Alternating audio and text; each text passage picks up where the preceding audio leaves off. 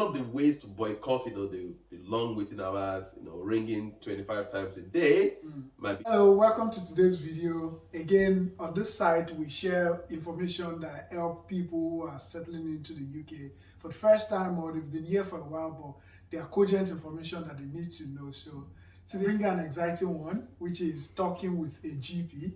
You probably would have wondered a lot of the time about your health situation in this country. So today I have with me Dr. Tokunbo. You're welcome to our channel, sir. Thanks very much. Yeah. Proud to be your program. You're welcome. So can you just introduce yourself to the audience and what you do? Yeah. My name is Tokumbo. I like to be called Simple Talks. Tokumbo Fasui. I've been a physician for nearly 2 decades now, and I'm a GP. And basically, what I do, I look after people and I help them to, make the best of their health.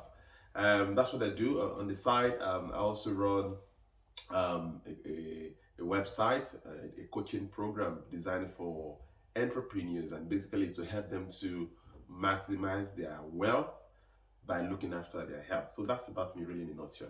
Well, that's brilliant. Over 2 decades of being a medical practitioner. That's great.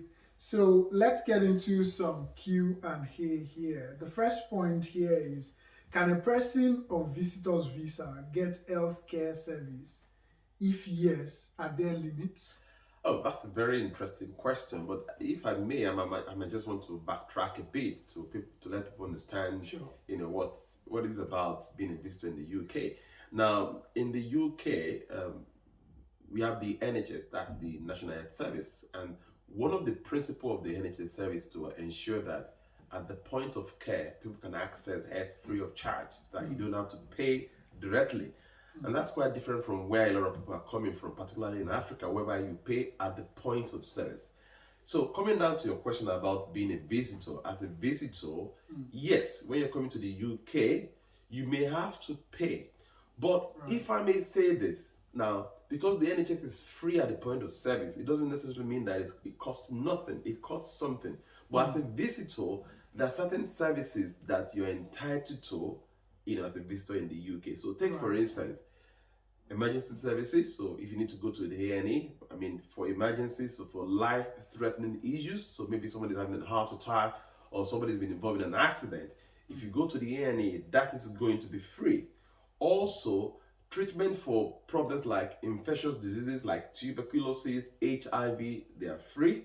Thirdly, treatment for, contraception, certain form of contraception, those ones are free. But apart from that, most other things you would have to pay for it if you are a visitor in the UK. Right. So I think one of the things you mentioned, I didn't realize during the COVID when I had my mom visit us, she could have done vaccination for free. But unfortunately, we didn't know for the whole of the 5 months that she was here. Yeah, that's quite interesting. But if you look at it this way, COVID was new to everybody, not just to individual, to government, and also to the healthcare challenges. To be honest with you, COVID, was a wake-up call to the system. Even the healthcare system, even the NHS was really affected because things were just done as they were coming. There was no plan for something of that effect, nature. So there were a lot of things that we didn't get right the first time, but eventually things started to even out. So for things like that, like immunization, it's quite important that people should get immunized. But again, if I can say, if you come into the UK as a visitor, the most important thing is to plan for your health. A lot of people don't think about that. They plan about buying their ticket, but you should plan for your health. When I say plan for your health, number one, have like a basic health check to know where you are with regards to your health. Number two, if you have chronic illnesses, get a review from your doctor. So if you're going to be away for 3 months or for 6 months, get a review from your doctor so you know things you need to do before coming. Thirdly, get your medications ready. So if you're going to be away for 3 months, get 3 months worth of medication. If you're going to be away for 6 months, get 6 months worth of medication. And then before you get here, understand how the healthcare system works. It's very important. That's part of your preparation for coming as a visitor to the UK. A lot of people don't do that. Yeah, not many people. They only want to get into the UK. That's right. Spend their time. Right. Okay. So moving to the next question here In your experience, what are the most common health issues you have seen with Nigerian immigrants or African immigrants, I would say? That's a very interesting question. I mean, the truth is that sometimes sicknesses and diseases are part of the reality of life. And whether, no matter, I was talking about planting before coming, no matter how much you plant, sometimes things can happen. Yeah. So coming back to your question about, African immigrant coming to the UK, I would say, in my opinion, that perhaps the most problem people have is ignorance. Right. So, I mean, I could mention diabetes, hypertension, and the likes, which is true. But the underlying issue, that is underpinning those other problems is ignorance. Right. People don't know much about their health, one. They don't know about how the system works, two. They don't know things that they need to do, three. So take, for instance, I won't be surprised that, people come to the UK to stay, and they are not registered with the GP because they are well. Well, that would be a bad one. It is, because then all of a sudden somebody needs to see a doctor, and then doesn't know what to do. So if you ask me what's the major problem, I would say ignorance is a big one on the list about your health, about how the system works, and then number two, mindset. Right. So before we now come to usual stuff like diabetes, like hypertension, like common infections and stuff like that. But very high up on the list, I'll put ignorance and mindset. Right. Okay. Yeah. You mentioned about registering with the GP. If you have not done that and you've been in the UK for a number of months, make sure you're doing that right away. There's a video that we've done, 5 checklists of things that you must do immediately you get to the UK, and that's one of it. I'll put a link to the video.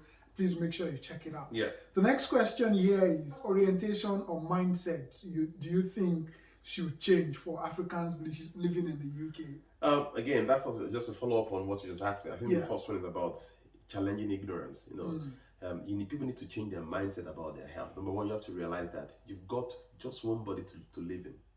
Yeah. You've got, a lot of people have their cars, they have spare tires. But when it comes to your life, you've got one life to live. You can only live in your body. No matter what goals, aspiration you've got, you can only achieve that when you are alive. And that must change. There must be a change in how people think about their health. Yeah. And that will help them to be proactive, not to be reactive. A lot of people are reactive when it comes to their health. You've got to be proactive. So, for example, once you come to the UK, you have to take responsibility for your health. That's the next thing. Taking responsibility means that registering with your GP, right? Even if you are well, and I'm not talking about whether you've got any sickness or even if you're well, you must register with it. That's the first thing. Number two, you must be aware of all the services that are available at your disposal. Now that takes me to the next one, which is mindset. Now, because of the kind of mindset a lot of people have, whereby compared to where they're coming from, they have to pay for it. Although they are still in the UK, but they are still thinking as if they are in their, country. So that they wouldn't go and access health services. So that's the next thing. So mindset must change. The people must be aware of services around there. For example, you must know, apart from registering with your GP, know where your local hospital is, your local ANA is. Be aware of what we call the walk-in center. That means these are places where you can go into and get seen by the doctor. You must be aware of out-of-hours services. So take, for instance, you can't get to see your GP within the hours of 8 o'clock and 6:30 Monday to Friday. And then over the weekend, they are out of hours that you can actually ring by ringing 111, and they can direct you to the one that is closest to where you live. So those information are very important. Then the third thing I'm going to talk about is, access. When you go to see your GP, how do you prepare to go and see your GP? A GP consultation is 10 minutes. And a lot of people, when they come to see us, they just start going from left to right, back and forth, going round and round, different things. They cannot clearly articulate the purpose for that visit. And that's a wasted appointment.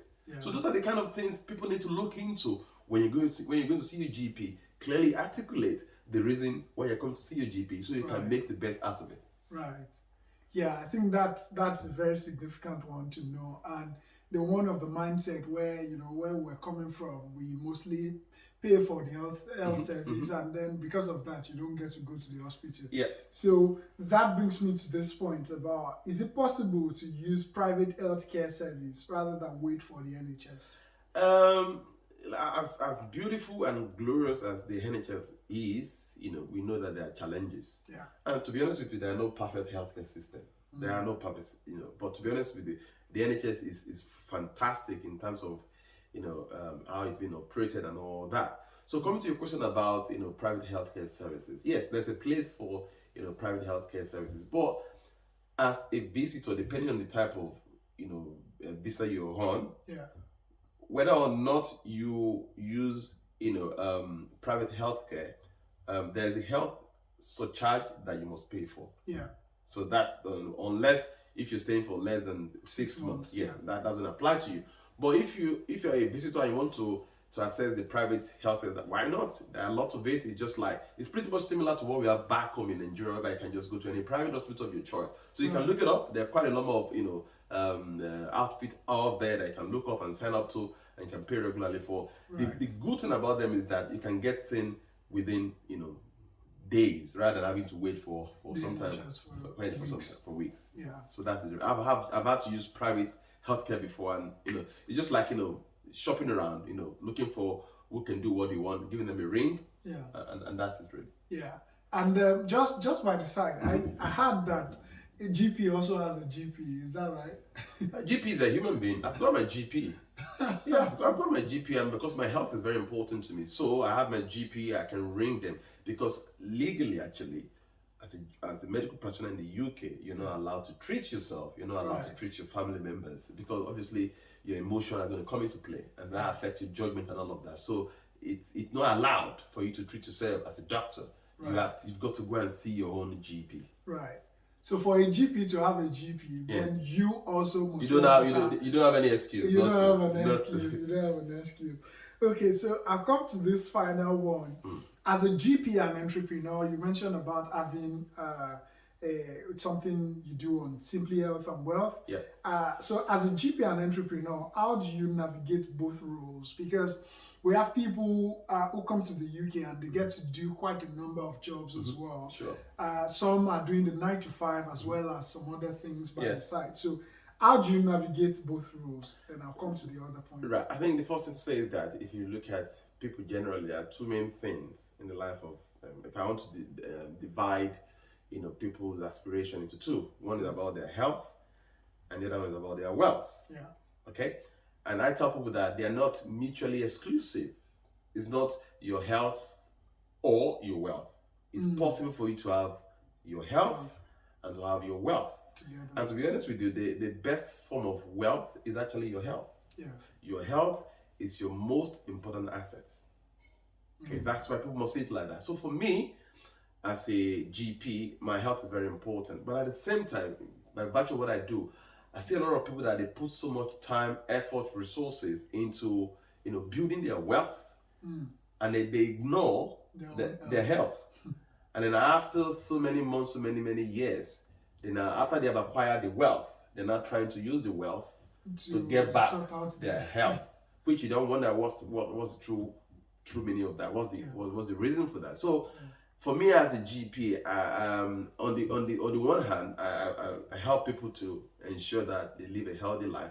At the same time, as an entrepreneur, I help them to maximize their wealth, knowing that their best form of wealth is their wealth. And I apply the same principle to myself to make people know that the principle I teach people one-on-one through coaching, I apply the same thing to my health. I'm very, very cautious about what I eat, exercise, getting enough sleep and connections. Those four are the four essential pillars of health. Your diet, your exercise, sleeping, and your connection relationship. So they're very important. So I apply that to myself to make sure I live a balanced life. Right. Wow. That's great. You're living exactly what you're teaching others as well. Last one I have here is, what are those mindsets one needs to develop, especially in a country like the UK? I think few mindset people to develop. I talk about ignorance, and that's quite huge. Very. And when I say ignorance, it's not about being educated in terms of the degrees and all that, but it's about being empowered when it comes to your health. That's the first thing, and then knowing how to seek for help when you need to, and then being proactive, especially for guys. It doesn't make you less of a man to seek medical advice. That's one of the mindset I'm talking about. Guys usually. They don't go seek medical advice. They just wait, and then they come up with these fire brigade approach. They want Yeah. to just change like that. So those are the kind of mindset that must be changed. Register with a GP. Go for your routine health check. Right. The NHS, would offer you routine health screening just to check on a few things to be sure that you're fine. So that's part of what the NHS is for. You need to avail yourself of such opportunities. Don't wait until things become really bad, because by going for such, we can easily pick up on things that can cause a problem later on in the future. So you need to avail yourself of those kind of opportunity, and from time to time engage with the healthcare services. I've talked about different kind of services, the hospital, your GP, the out of hours, the working center. You need to be aware of all these services. And lastly, if you're not sure, make sure you ask for help from the right sources. It's very important. Right. Okay. So probably to chip this in as a bonus, one of the challenges that a lot of people have is when they call the GP, and then if you miss the 8 o'clock appointment, then it becomes a challenge that you can't get any appointments for that day or even couple of weeks to come. So like how would you advise people to go about getting to interact with their GP? Yeah, that's a very interesting question. I mean, in my GP practice where I work, I mean, we are very lucky because we tend to see our patient within a week. Right. Yeah, some GP practices are very good, but what I hear most of the time is that people find it very difficult to get to speak to their GP. It's true, and that's the problem of access. If you're going to service your car, you don't walk to a garage that's in there, do you? You'd have to ring and plan it, and that's what I'm talking about being proactive. A lot of people are not proactive. So if you rang up your GP and tell them that, okay, I'm not asking for an appointment today, I'm asking for maybe next week or 2 weeks time, or even a lot of GP services, they have opportunity for you to actually contact them online. Right. So you can put that there, and I mentioned about being articulate about what you want from your GP. If you put that on, there's no way you're not going to get it. A lot of people don't understand that, but peradventure that's still a problem. Then there are other services like I mentioned, the working center, the out of hours where you can go to and be seen maybe for acute problems that you need seen to within maybe 1 or 2 or 3 days. That can be sorted out. But one of the ways to boycott the long waiting hours, ringing 25 times a day, might be to send an online message and specify exactly what it is. I mean, and a lot of GP practices are very, very understanding and considerate, especially when it comes to children. They will always try to accommodate requests for children easily. So those are the ways to get about those games. It's a game. Unfortunately, that's one of the downside of the system. But you must know how to work your way around it to your own advantage. Right. Okay. All right. Thank you so much for all the things that you've shared with us. And you've already mentioned about Simply Health and Wealth, where you coach business entrepreneurs. That's right. Do you get to do those who are doing side those extra? Yeah, absolutely. Yeah, it's my passion. So I tell people that my work is as a GP, but my job is to help entrepreneurs to ensure that they optimize their health so that they can maximize their wealth. Brilliant. So that's what I do by the side. Brilliant. And it gives me a lot of joy, really. It gives me a lot of joy because I believe that entrepreneurs can live the good life, make all the money without breaking down. Yeah, absolutely. And you don't have to later on in the years be using the wealth to not so. And you don't have to lose time. For example, if you don't make time for your wellness, you'll be forced to make time for illness. Yeah. And lost time to productivity. If an entrepreneur is admitted in the hospital for a week, that's you can imagine time lost to productivity, income. It doesn't have to be like that. It doesn't, because it's been accumulated. Yes. Right. Yeah. So if we want to reach out to you, how do we get in touch? So I'm very much available. I'm available on most social media platforms. Just go to info at Simply Health and Wealth. And on Instagram, Simply Health and Wealth. I'm there. On LinkedIn, Simply Health and Wealth. And on Facebook as well, Simply Health and Wealth. You can get me there. Okay. So I'll put some of those handles in the description. Please check it out. If you know anyone as well who is a business person and going to learn a lot from him, let them reach out to him. It's important that you take care of your health while building your wealth. Absolutely. Thank you for watching up to this point. I hope you found them very helpful. Let me know in the comment section what you think about it. Make sure if you've not, subscribe to our channel, like our videos, and I'll see you in the next video. Bye for now.